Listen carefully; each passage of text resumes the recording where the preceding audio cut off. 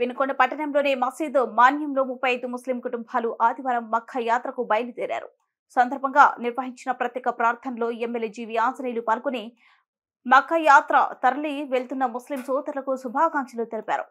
నియమ నిబంధనలతో క్రమశిక్షణతో ప్రార్థనలు నిర్వహిస్తూ మక్కా యాత్రకు తరలి వెళ్తున్న వారిని సందర్శించి ప్రార్థనలో పాల్గొనడం ఎంతో సంతోషంగా ఉందన్నారు. మక్కా యాత్రను దిగ్విజయంగా పూర్తి చేసుకుని రావాలని ఆయన ఆకాంక్షించారు. కార్యక్రమంలో టీడీపీ నాయకులు పాల్గొన్నారు.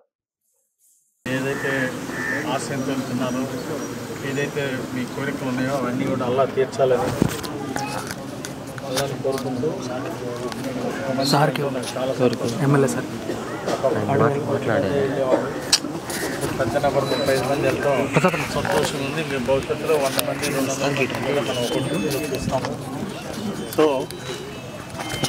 మాకు హిందువుల్లో కాశీ విరాటం అని ఒక ప్రత్యేకంగా చెప్పుకుంటారు.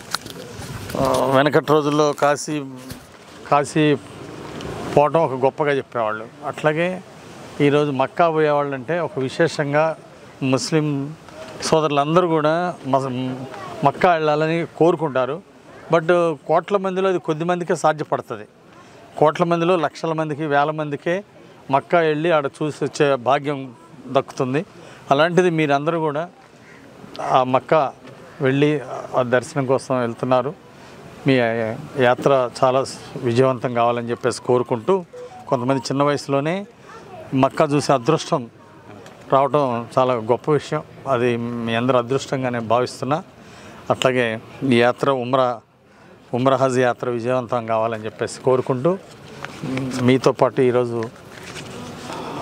ఈరోజు ఈ కార్యక్రమంలో పాల్గొనే అవకాశం దొరికినందుకు చాలా సంతోషంగా ఉంది. అందరికీ ధన్యవాదాలు. Thank you.